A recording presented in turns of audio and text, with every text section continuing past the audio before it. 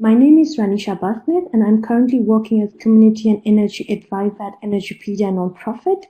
I'm pretty sure you must have been hearing the word Energypedia a lot, as you have access to the course, all the course material, including the toolbox, were hosted on Energypedia. So that's why you must have seen this Energypedia logo everywhere. To kickstart my presentation, I wanted to give a brief introduction to Energypedia, my platform, and then go ahead with my presentation. So just a quick info, Energypedia, the logo that you have seen everywhere, it's actually an online platform for information about renewable energy, energy efficiency, and energy access topics, and especially for developing countries. And what we do is we host information freely for everyone to use. And in my next slide, you will see that we have information on a lot of different kind of topics, ranging from solar, hydro, wind, etc. And of course, you guys are mostly interested in solar pumping.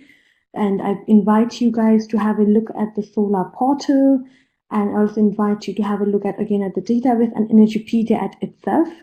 As I mentioned before, it's a platform where you can also share information. So if you would be interested in, let's say, sharing your own information about your research or any of your knowledge product, please feel free to get in touch with me.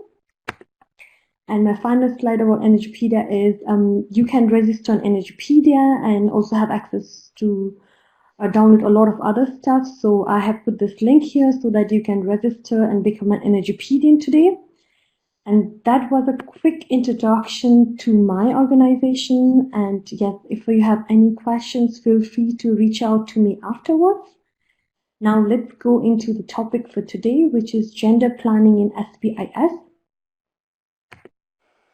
I want to kickstart the topic with a status quo. So when we basically talk about what does gender planning or what is the current status, we see that a lot of women all around, especially in developing countries, they are mostly involved in rain-fed agriculture and fetching water, which is a very tedious and laborious activity, mostly fall on the part of the women. There was even a case study which showed that women in Zimbabwe, they had to walk 4 kilometers to go to the nearby water resources to get water for their kitchen garden or for their subsistence agriculture. So this already shows how laborious and tedious this task is. And when we look at the current status, the question comes about a man's crop and a woman's crop.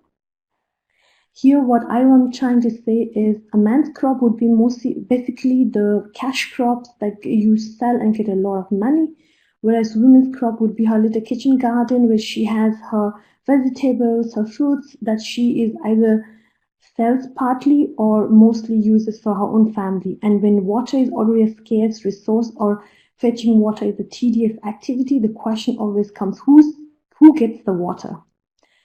So that was a brief outline of the status quo. So now let's go deeper and start to look at what does gender planning mean. So when we talk about, oh yeah, let's integrate gender, what is gender planning? We always come across this traditional approach where we always say, oh yeah, a male is a breadwinner, he brings money home, whereas a female is a homemaker. This is a traditional definition that we all have seen mostly in developing countries, in research, literature being cited, and so on. But this traditional definition is it's not complete, it's incomplete, and it does not include all the role of a woman, which is very important for gender planning. Because when you look at the role of a woman, she's more than a homemaker. And we mostly differentiate a role of women for differentiation proposed into 3 roles. The first one we say is a reproductive role, which is very simple and self-understood that she bears children. But here it also refers to her task of looking after the children or any adult that is going to work or her children who are already going to work. So she's not only bearing the children, but also looking after them. The second role is a productive role because women are also involved as secondary income earners, and this can be in the form of helping in the agricultural land, doing small productive activities within informal sectors, and so on. And the third is the community role. Here I refer to all the women's group where they're involved in provision of collective goods That can be water for the village, or some kind of activity for the whole town, the community, and so on. So it's a collective activity that she's also involved. And most of the time, it is expected that her participation in a women's group is more selfless, and there is no monetary thing involved, because it's expected to be it's a selfless activity that's expected out of her. So you can already see that with the traditional definition, we were already restricting, and when we expand this, we understand these three roles also helps us to understand when you are doing gender planning. And then the second problem also with the traditional approach is it also does not include all the needs of the women. So when I say need, I have differentiated them into two needs. The first need is called strategic need. Here I refer to, especially in patriarchal society, a woman already has a subordinate role in comparison to male. And this can be because of the socioeconomic context, the cultural setting, and so on. So here, strategic needs refers to those activities that actually help to elevate her status so that she is no longer a subordinate. An example could be when you work on legal rights, or you work on domestic violence issue, or equal wages, and so on. And practical needs refers to basic needs that you can identify in any community. So when you go to a community and you ask the women of the community, what do you want? If they say, oh, we don't have water fetching is a difficult task for us, could we get solar pumping? Then that's a practical need. So the difference between a strategic need and practical need is practical needs are something that are mostly expressed by women when you do your surveys, whereas strategic needs are something that you find out after looking at your community or wherever your target audience is, and then working one step further towards actually empowering your women in general. And now I go to the second point in gender planning is when we talk about gender planning, we see that most of the gender policies, most of the policies are gender blind. That means they are not addressed at typically male or female, but they are addressed collectively at the target group. And basically the idea behind this gender blind policy is the assumption that male and female have equal access to resources. And this, as you all know, is not true. A man and a woman do not have equal access to resources, especially in developing countries. Here, resources can mean to access to land, credit, education, anything that helps you to elevate or make your life better. And when we talk about, especially in solar pumping and irrigation, we see that there is a huge inequality, especially in terms of land resources.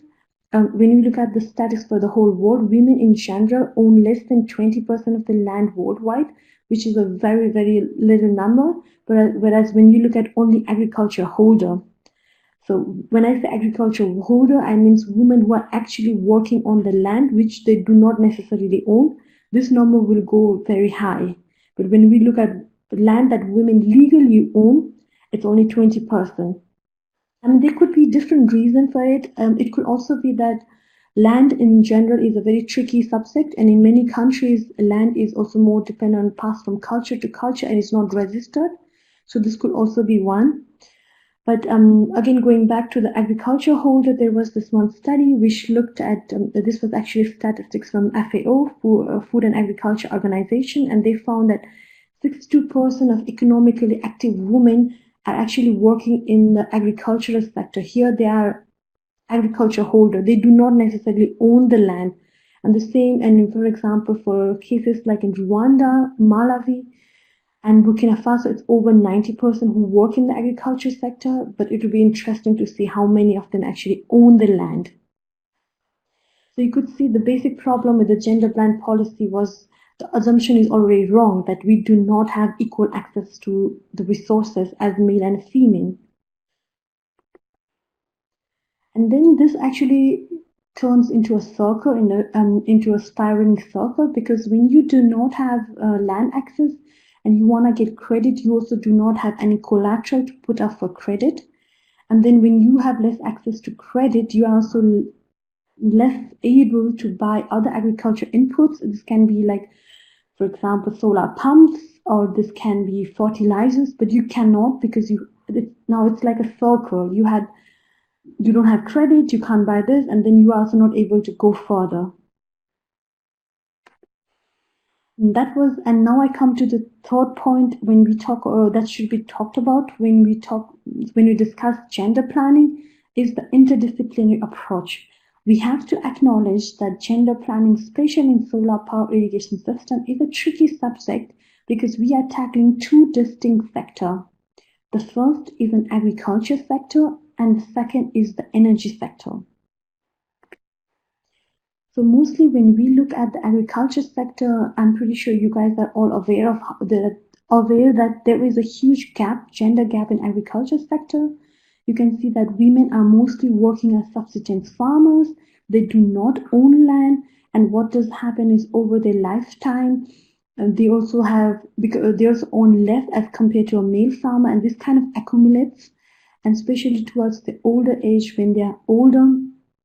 Since they also do not own the land, they might have to either depend on their husband to meet their financial needs, or if the land goes to their children, they are dependent on their children. And in many African countries, subsistence agriculture is also not included in pension, which again hampers the financial need of the women, especially towards the old age. And agriculture field is also a highly culture driven. What I mean by this statement is most of the agriculture is carried out in rural areas, and I'm not discounting the fact that it is also taken in urban areas, but since most of them is in rural areas, and in rural areas there's already huge culture influence. So culture also dictates what can a woman do and what cannot a woman not do. She might not be allowed to till the land using certain tools, or depending on the pair, on the society. So that already shows that there is a huge gender gap within the agriculture sector. And now when we go to the energy field, which is the solar pumping part of it, we see that energy sector in general is very male dominated, and it's very women are very reluctant to take part in it because they feel like, fixing something is a man's job. It's not really something women can do. And then second, since they already have less resources, here the agriculture plays role. For example, if you do not have your land, if you do not have legal claims to your land, you will also be less reluctant to invest in solar pumping for your land because that does not belong to you, or you might not have the authority to invest in it. So it really makes a difference here. And again, culture also plays a huge role in the energy sector, because culture also again dictates what kind of activities a woman can do, a man can do, depending on the country and the local customs.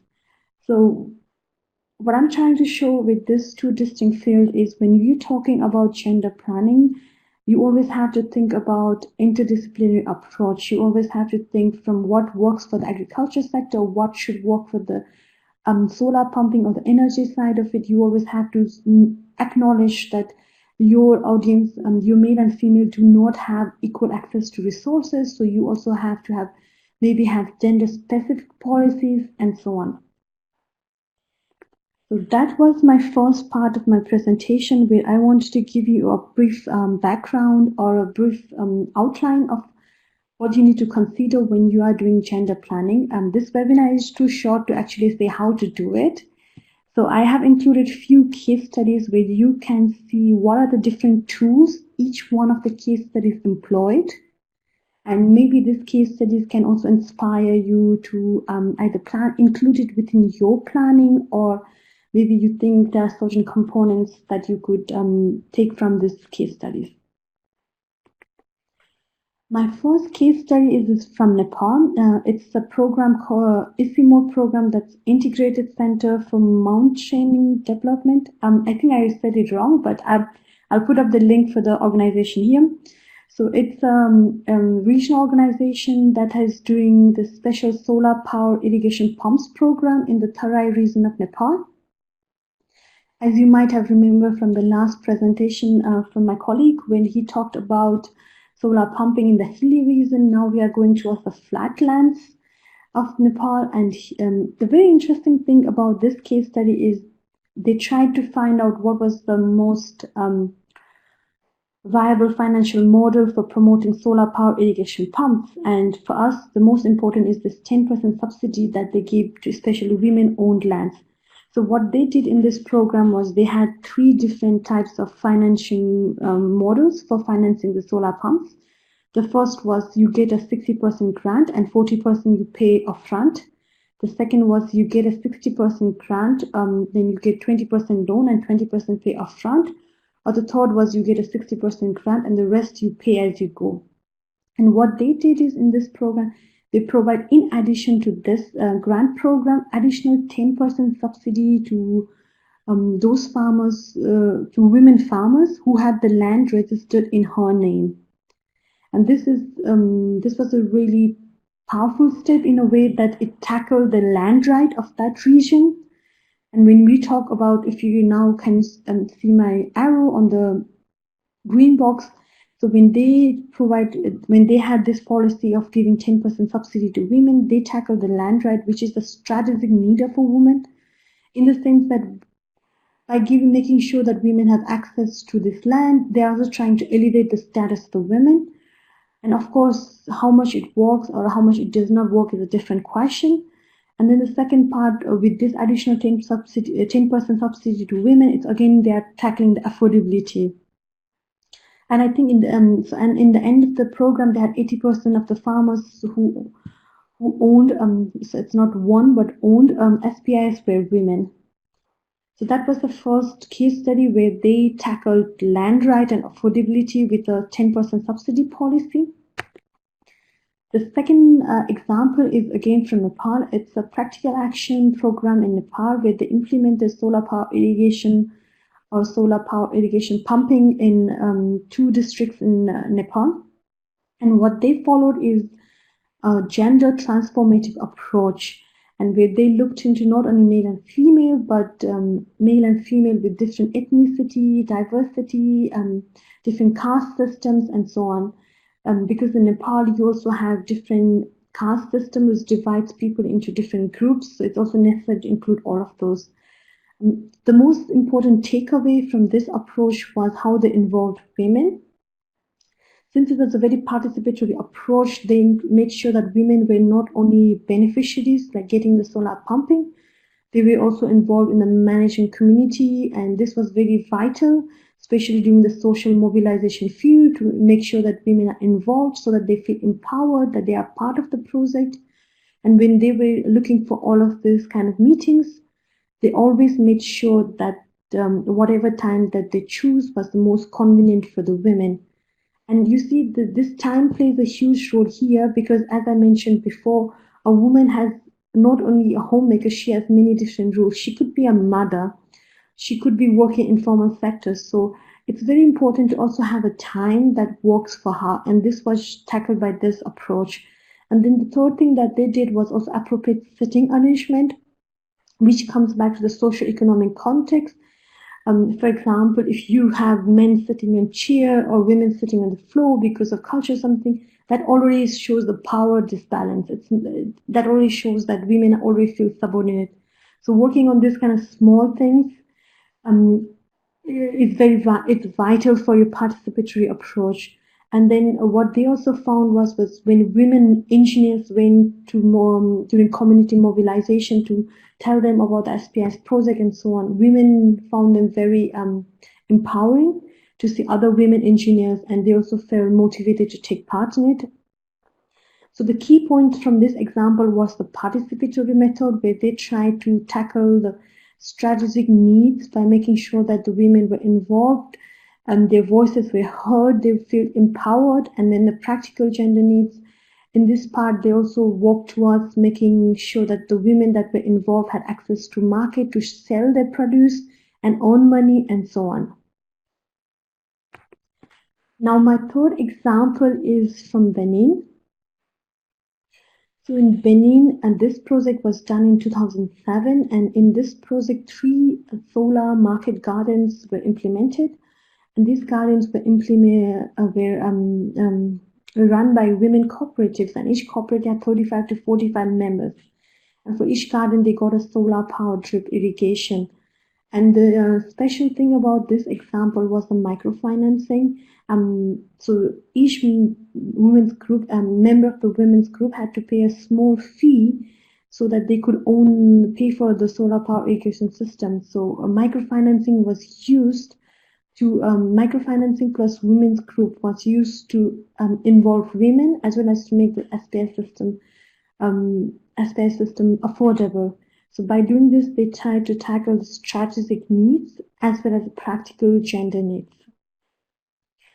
So from all these three examples, as you could see, there is no one way of doing it. So there's no one like golden rule for gender planning, but rather depends on your culture. And also which route you are taking. Are you taking more the route of empowering via agriculture sector and then coming to agriculture, the energy field, or are you first focusing only on the energy side of the solar pumping and then coming to agriculture? So it really makes a difference. And that actually concludes my three examples, and I'm towards the end of my presentation. And before before the end of the presentation, I wanted to give you a few takeaways or a few points that you could think about when you are thinking about gender incorporation in your own project. The first thing I wanted to talk about is before you even start your solar power irrigation pumping project, think about already in the community mobilization process, think about the participatory approach, so that you make sure that you involve women. And here you can think about all those small things that I talked about, like sitting arrangement time, that actually make or break your policy in the sense. And then also try to have women as role models, try to involve women engineers as role models. This is especially important because when you see someone as who can do it, who is a woman and doing it, you also feel empowered enough. I want to share one example which is not exactly related to solar pumping, but rather from the microhydro sector in Nepal. So there was a case study where they found that so in the beginning, when they were trying to involve women into the repair and maintenance of the microhydro, it was really difficult. And when they managed to get one woman to involve and train her, and then that really had a trickle down effect that other women were really inspired by this one woman, and then more and more women wanted to take part in the trainings, they wanted to learn about it, and so on. So having women as role models is really necessary. And visibility of women's perspective refers to also having women not only at the beneficial, but also in the planning process, on the policy process, so that you can also have a women's point of view whenever you are making any gender policies, so that you don't have this gender neutral policies.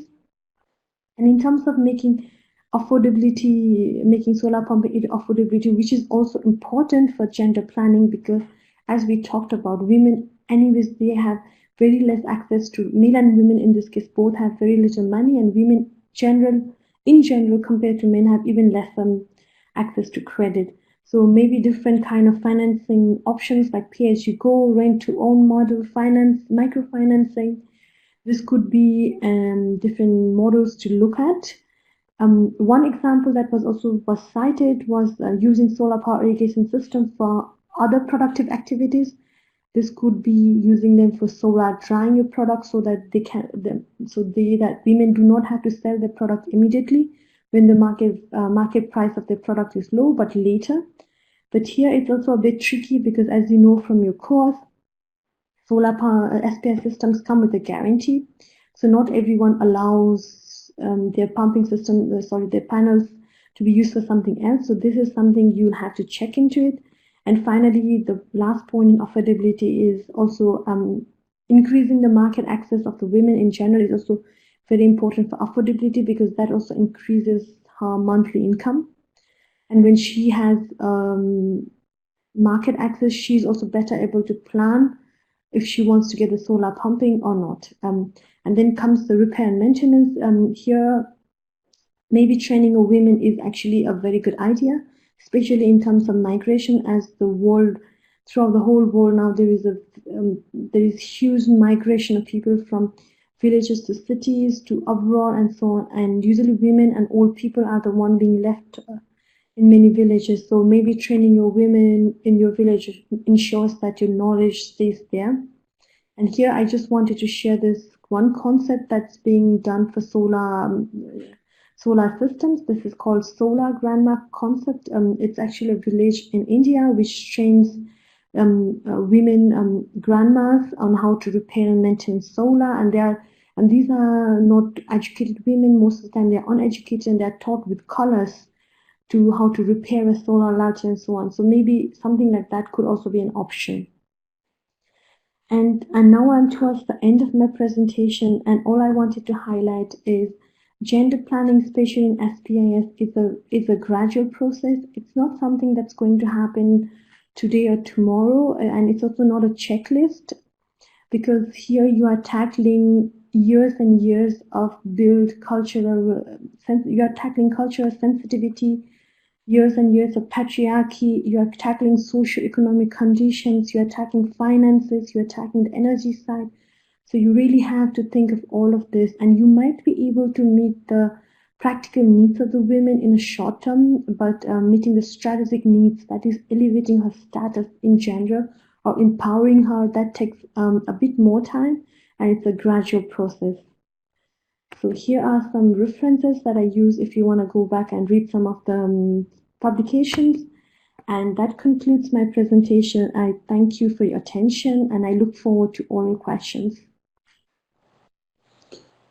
Thank you very much, Ranisha. Thank you very, very much for this informative presentation. And you could briefly cover one of the most important social aspects of this technology, I mean, solar powered irrigation system. I think it's better if we go directly for the questions. And my colleague, it is would you please start with the questions we got from the participants? Okay, thank you. Yeah, Aisha, thank you very much. It was so interesting. The first question is, what type of agricultural activities women are involved in? Sorry, can you repeat the question one more time? What type of agricultural activities women are, I think, most involved in, or are more involved in? In which activities? Agricultural activities. Thank you. I have to give a disclaimer first. I'm more an energy practitioner and less of an agricultural practitioner. But I think what I have found from my research, it really depends on the context. At least I would say mostly in subsistence agriculture. That's what I mostly found, where they grow either like the small kitchen garden where they're growing a lot of fruits, vegetables that they use for their own family, and in other times when there is a need for labor in the bigger field, they also go and help their husband. But it would be, I think it's very culture dependent, and yeah, I will not be able to answer that specifically. Okay, thank you. I think the point is maybe how do we look for equal access to resources? Good. Then what I highlighted towards the end of my presentation, we are tackling a lot of things at the same time. And when you are talking equal access, maybe you'll have to go back and go go very back and just say, okay, from childhood, they both have access to equal, they both have access to schooling. And then you talk about how do you challenge the culture that says women should be doing this work, women should be doing that, men should be doing that work. Then maybe the comment comes about how social mobilization and just awareness raising. So you have to tackle a lot of different things. Yeah, okay, thank you very much. The next question is about gender needs. The question is, if we provide educational training, it can be considered as strategic or practical gender needs? Depends what kind of educational training is it. If it's a training that does not challenge the gender norms, for example, in a Nepali society, let's say I'm from Nepal, so a woman doing a tailoring is an accepted work. It's not something out of the box, and it's not something that challenges her gender roles. And if you go and provide any educational training that is focused about tailoring or baking or the traditional women's role, then you are not challenging her role, her role in the society. So it's basically practical needs. But now when we come and we say we provide trainings or educational trainings to repair and maintain a solar pump, for example, it's not a role that's mostly practiced by a woman. Then you are challenging her role in the society, and then you are tackling the strategic needs of a woman. Because by doing this, you're empowering her, and you're elevating her status in the society. I come to the next question. It's a bit longer. It is a question with regard to your PowerPoint.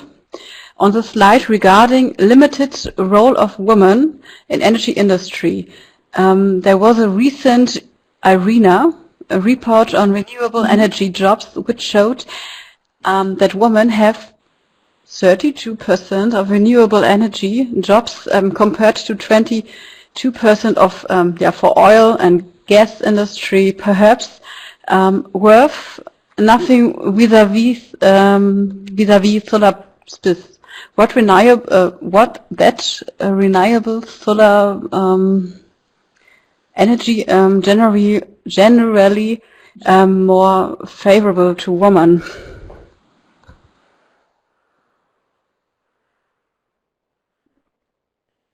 Sorry, so is renewable energy more favorable to women? Is that the question? Yeah, more or less. In the end, it's pointed out. Yeah. Mm-hmm. No problem. Actually, I also had a look at this publication, and I know the number 32% went up as compared to the previous year. But what I have not looked at and what I'm interested would be also if it includes what kind of jobs, because that's also always a question. Are you involving women only at cheap labor in a lower section, or women are included more in the manager section, which also plays a role in addressing this question? And in general, renewable energy, in my personal view, I think it does, yes and no. In terms of productive activities, it does favor, because you can do a lot of income generating activities with renewable energy as compared to traditional oil and gas. And here, for example, when you have a solar systems in your house, as a woman, I can also involved in, let's say, solar drying. I can use that energy for lighting, offering mobile charge. So I can be involved in a lot of other activities. So in that respect, I think yes, but I'd always look at what kind of, how women are involved, and what kind of role do they play when you're looking at this kind of statistics. Okay. I come to the next question. Allocating the SPIS kit we can consider as strategic or practical gender needs. Sorry, what? I really don't understand. Allocating the SPIS kit we can consider as strategic or practical gender needs. Is it more practical, or is it more with regard to strategy? I do not understand what the biscuit is, but maybe I can talk about strategic and practical needs one more time, because I think more questions are coming that way. Okay. Yeah? Go ahead. Okay. So when I talked about strategic and practical need, it's just a differentiation that you find in literature. And your strategic needs refers to anything that improves or empowers a woman and also challenges her status in the society. If you do anything that is already considered a woman's department or woman's job, then you are not challenging her role as in the society. So then you are not tackling the strategic needs. The reason I said giving access to land or making women own land challenges is a strategic rights, because when you give access to when women have legal rights to land, which they previously did not have, it elevates their status and it empowers them, because now they have legally a property that they can do whatever they want. So then you are tackling the strategic needs. But when you talk about practical needs, are basically anything: food, shelter, clothing, whatever a man would need. Anything that you ask her and then she said, oh, you came to my village, our water system is not working, could you provide us clean water? That would be a practical need, because here you are not, it's a need that she expressed. But doing this need, if you are able to empower also her status, you can always say you are also meeting a strategic needs. But normally when you are doing gender planning, you are mostly meeting the practical needs at that phase, and strategic needs are something which are like your bigger goals that you aim that this project will have impact on, or this you meet those in few years. Yeah, thank you very much for this explanation. I come to the next question. We have a lot. Yeah. The next question, I will do two next question, and then I will give the phone to my colleague. Okay? What is the role of early school education to introduce energy field to women and overcome cultural restriction?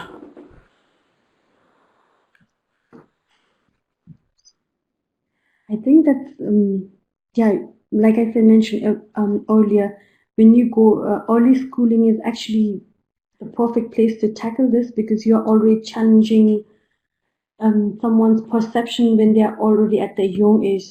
So I think this could have a very good impact. But since I have not looked into it or researched it, I cannot say how exactly the big impact is. But from my experience, from my own personal perception, I think it could have a big impact.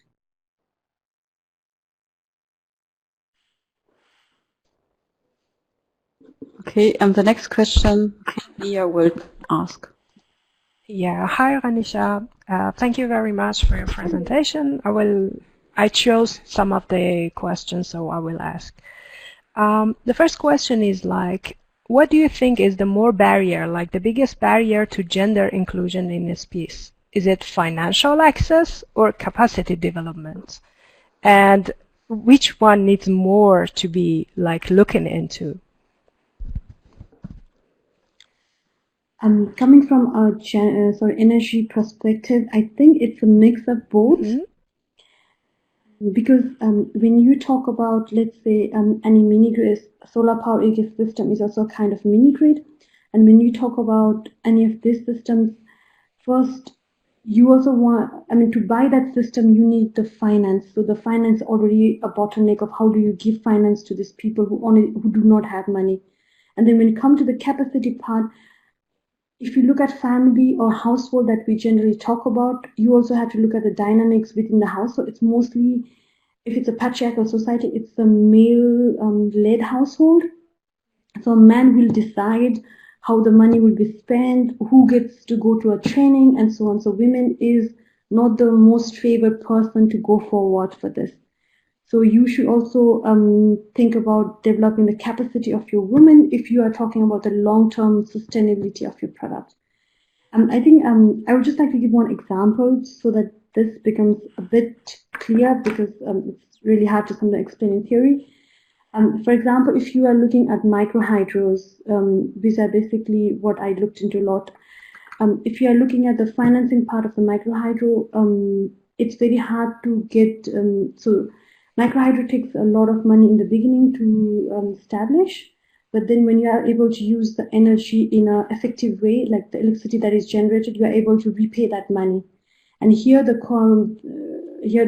how you can involve women is if you develop the capacity of the women, then they can do a lot of different income generating activities that can be like they can open small shops, they can open small eateries, which then provides and these eateries you can again support these eateries using the financial part like microfinancing, grant, loan, and then this together will contribute towards your mini grid, because then you'll have more women involved in your mini grid, and at the same time these women will also do different income generating activities which will pay the bills, like pay how much the electricity costs and then finance the mini grid.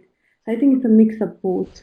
Oh, thank you very much for the this answer. It was like, I think, very good and comprehensive. There is another question. I found that very interesting. Is there a role of early school education to overcome cultural restriction to women participation in energy domains? For example, it's like in developed countries, of course, like the education is starting very early, but is it like in the other countries, like they have start the education later, or is it like the women are not allowed to educate, or they are all related? Did you see this aspect on your work? I have not seen this aspect. I personally did not focus specifically on early education, but then I think especially in developing countries nowadays, education like for both male and female child is always a priority. Yeah. What really happens is after the early education, after the secondary education, how much students drop out. That I think is the tipping point, because you have this both male and female child in education and you educate them, but then you also have to retain them throughout the high school and also the college years. And that would be interesting to look at how much is the dropout already in the secondary and the high school level. And if this dropout is only female students. Yeah. Thank you. And the other question is, like, in your case study, did you see or can you introduce some strategies for the women to encourage them to use this space, or like, you know, to get involved in this sector? Actually, that's the second part of my study, which I will do in, let's say, 2 months from now. Because right now I was just looking at the present scenario, establishing the framework, and my second part of my study will focus exactly on that, how to design a framework, and what tools, like to come up with a framework that says what kind of tools could be helpful. Yeah, but you have any comment, any idea about it, maybe to initiate with? Definitely. I think each one of the studies, they touched upon specific strategy. And for example, the microfinancing example from Benin is a very good example with these women-led cooperatives. And if you look at the cooperatives in general, women cooperatives have been doing really well in the energy sector and also in the water sector. Yeah. And this can be a really, but then here, it's again a bit tricky because as we have also talked a lot of time in the course, when you have solar power system owned by a community, you also have to make it clear who owns it, like the rights and how much water. Like there are other things that you have to look into it when you have solar power irrigation system as a communal property. But as a tool, that example from Benin is really a nice example. And the example from practical action is something that you could do beforehand. So from each of this example, actually, you could make like stages. Yeah. The one that practical action did with involving women in the participatory approach, that can be like the first step to take, because then you already make sure that they are involved in the community mobilization process when you are going to the villages and talking about solar power irrigation system. When you do a participatory approach, taking all the cultural things into context, you already make sure that they are part of the entire process. Yeah. And the other one, the other issue they're talking about, and so many comments I get here, is the land ownership that you also mentioned before. And this is still, it seems, a very big issue for women. So in your experience, have you tried another business model to support women without land registration or something like this? Actually, I did not. Because I also found the same thing, that land rights were a very big issue. And I also remember talking to experts who talked about how land right was connected to not only women's empowerment, but domestic violence and a lot of other things. So I do not have any case study, but if anyone from the audience has such a case study or such an example, I'll be happy if you share it with me. I'll be happy to. Yeah, it would be great to have a look. I think maybe that would be a very good idea to have it in as a discussion in the platform forum, like in our e-course. And maybe you can start this, or maybe I can start this. It's not a big deal for me. Like talking about land ownership, and I'm here inviting all the participants to come, and if they have experiments about it or something, like to talk about it. The next question is like, can you give us example of financial entitles?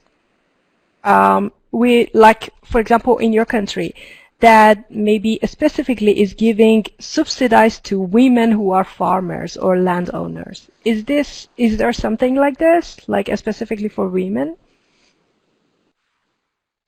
Since again I'm more an energy practitioner and less of an agriculture practitioner, I could give you example from energy side.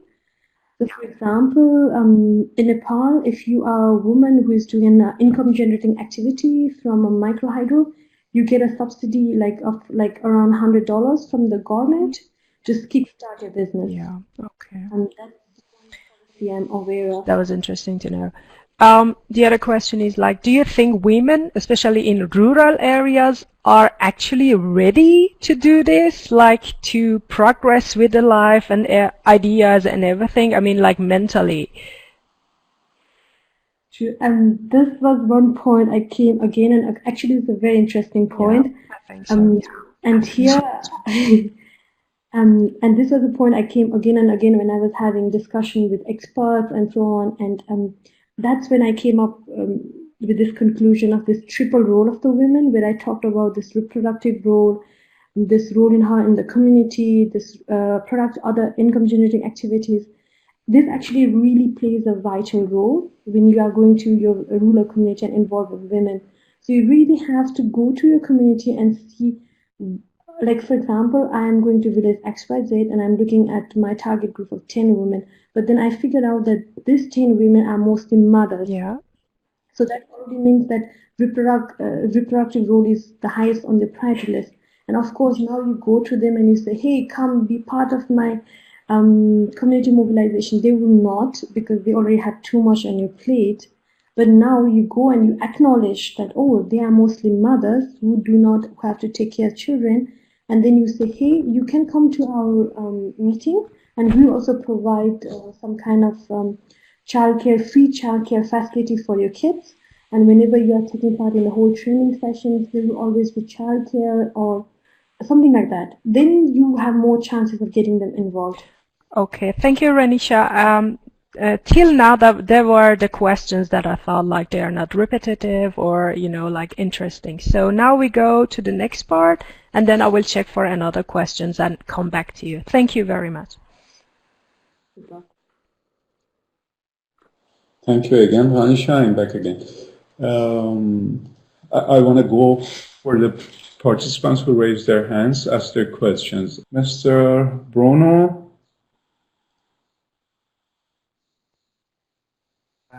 Hello, everyone. Can you hear me? Hello, Mr. Bruno. Yeah, we can hear you. Please. Yes. First, I would like to thank you for the opportunity and for the great presentation we had. My question was how to encourage women to take more action. For example, you talked about using female role models. Is there anything else that is possible to do to help women feel more confident? Definitely, some capacity building trainings have worked a lot at least in the energy sector. So when you provide trainings such as bookkeeping, accounting, which actually helps them, for example, again, I'm giving an example of a microgrid, mini-grid management. When you provide capacity trainings, it is also a form of empowerment, community mobilize.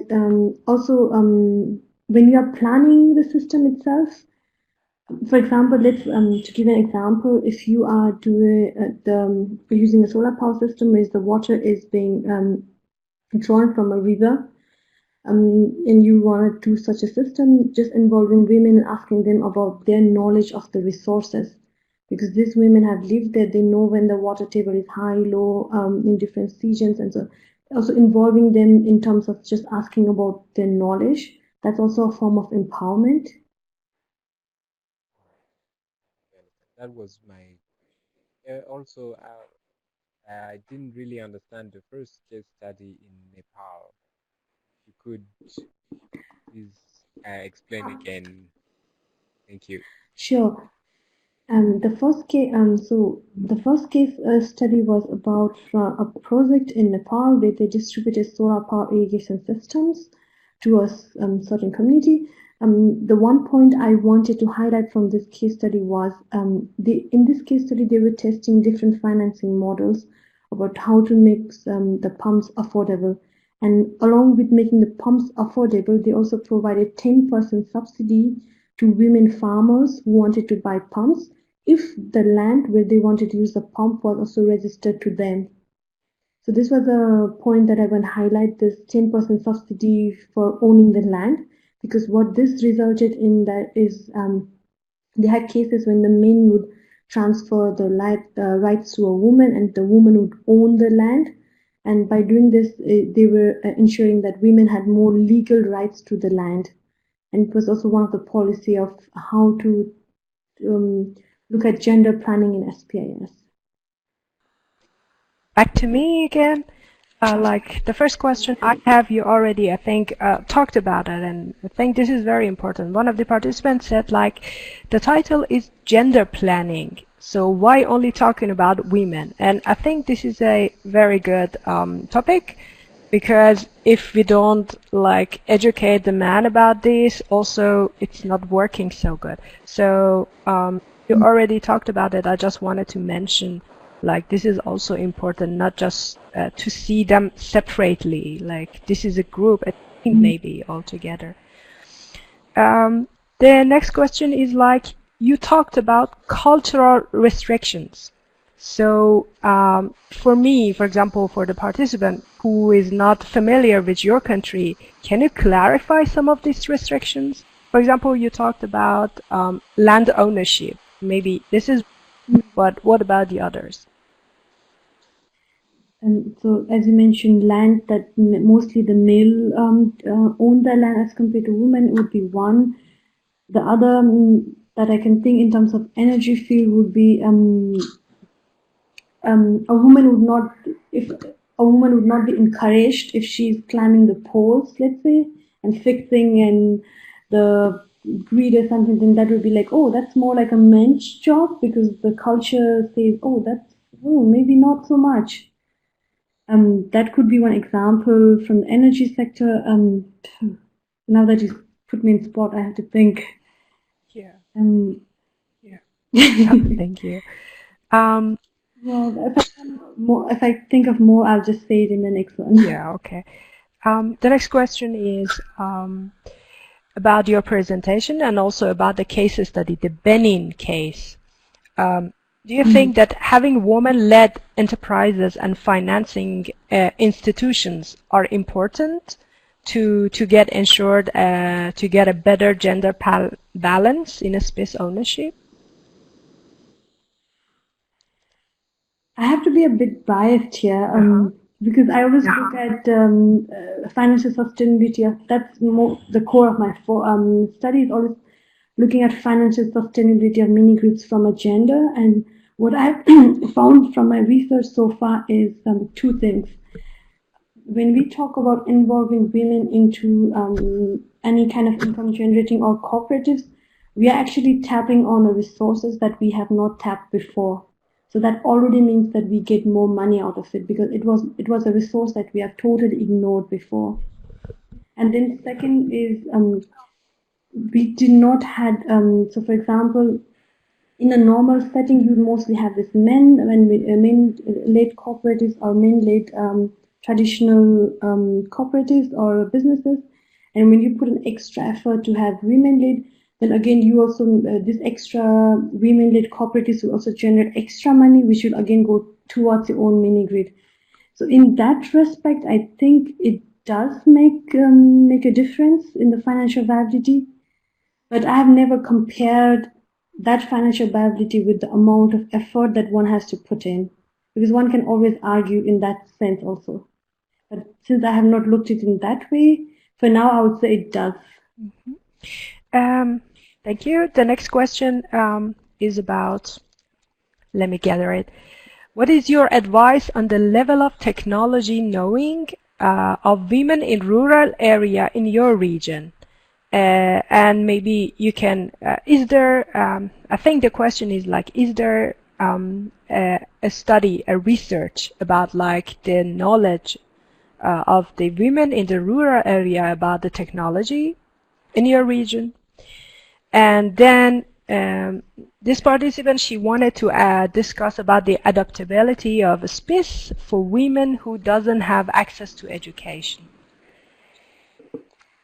The answer to the first question is I am not aware of any. There might be, but I am personally I'm not aware of it.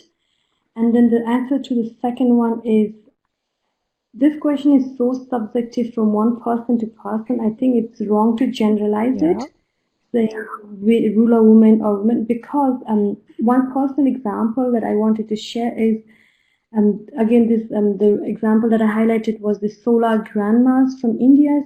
These are rural women who are not educated, and I had the good fortune of meeting one of these women who was actually giving a tutorial on how to repair a solar lantern. And she was describing the different wires and the inductors, everything with the color coding. And then it was not the traditional knowledge that we are used to, not the engineering thing that I'm used to. It was more like a different way of doing it, but it was working. Yeah. So I think it's very hard to generalize what is the level. I would rather say experimenting, if we experiment with something innovative, learning and not the traditional learning that we think of, I think we could get some good results. Yeah. Thank you very much for your patience and all the answers. I go to Abbas, like if he has any participant or another question. Thank you again. Thank you. Thank you very much. There is only one participant, Mr. Luis. I want to enable his microphone to let him talk. Luis, would you please ask your question? Yes. Thank you. Thank you for the opportunity. It's a good presentation.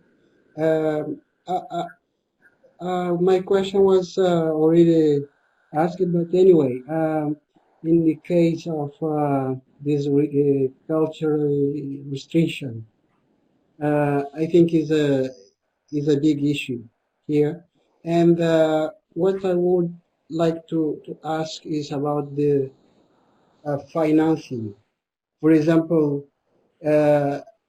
if we don't have any, for example, international finance system mechanism, or the government doesn't have this policy, how to implement those strategy, because the finance mechanism is very important. And I ask if it's possible to include the private sector work on those strategy, because the gender issues is something that should be worked very in the very start point. I don't know. Thank you. Thank you for the question, and actually you already answered it partly with the private sector involvement. Yeah. I also think in that case, private sector involvement is a good way, especially the example where I showed from the second example from Nepal, from the practical action where I showed the participatory approach. They actually involved the private sector to supply the solar power pumps, who was also providing the repair and maintenance, and also involved in providing the trainings for the repair and so on. So maybe in this case, in a private sector and coming up with innovative financing like pay-as-you-go, rent-to-own models.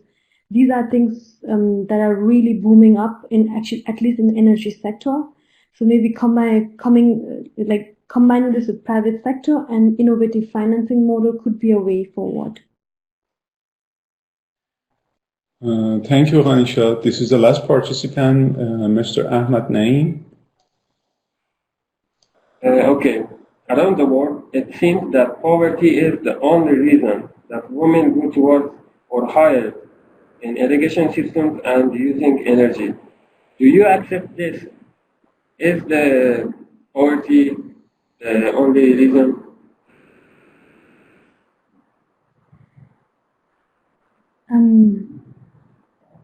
I do not actually. I think poverty is one of the reasons, and also cultural settings, and also what kind of society it is. I think everything comes together. And of course, poverty is like the main reason, but I think there are other factors, I would say. But yeah. Thank you very much, Ranisha. We just come to the end of the webinar. And you did perfect. I appreciate your presentation and your energy for the presenting. On behalf of my colleagues at Westphalia, in Margaret Publishers, and also in GIZ. Thank you again, and we hope you all the best. Thank you so much, and yeah, thank you to everyone once more time.